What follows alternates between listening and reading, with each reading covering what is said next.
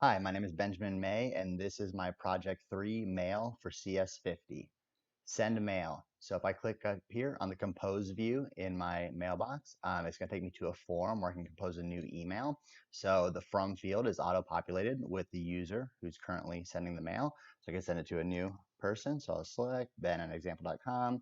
So I'll just say the subject is test, and then down here,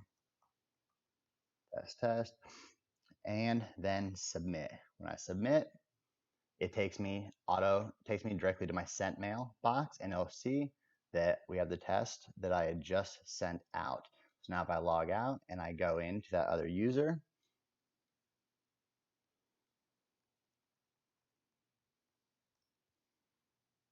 you'll see in the mailbox here, it has the test that was just sent at this time. So mailbox, you'll see up here at the top, we have an inbox, we have our sent mail, and we have our archived mail. So with the inbox, so for each of these, it sends a GET request. And what it does is it pulls all of your emails out, starting at the most recent, and then counting backwards here. Also, the name of the mailbox is at the top of each page. So inbox, sent, so on.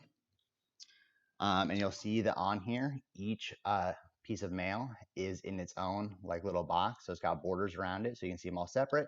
And each of them include who sent the email, the subject, and the timestamp. Unless you're in the sent mail, instead of showing who it's from, it shows who it's to, so who the recipient is, because obviously they're all going to be sent from the user who is currently logged in. And so if a piece of mail is unread, it has a white background and it's bold. If it's red, it is a gray background and it's not in bold. So for example, if I click on this here, and then I go back to my inbox, it is now marked as read. So view email. So if I go into an email again, so if I click on here to view this email, it has the same text that was sent that was emailed before. And so it has all the content. So it's going to include the sender, so who it's from, to who the recipient was, the subject, test, and it's going to have the timestamp. And then it is also going to have a reply box and an archive box, and then it has the body of the email down here. Like I said, is marked as read once you open it. Next is archive and unarchive. So when a user clicks on one of their emails here, so for example, so it has the archive button. So if I want to archive it for this test subject email, I could archive and then see it disappears from my inbox. But now if I go into my archive, you see test, it's in here. So for the mail that's in the archived folder, when it loads, I have the option to unarchive it. So if I unarchive it, you'll see now test is back in the inbox and test is no longer in the archived mail. So next is reply. So in any of these, I can go in to reply.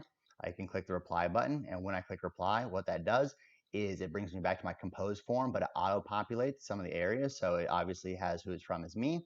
It is going to send it to the person that I'm responding to. So this was the person that originally sent it.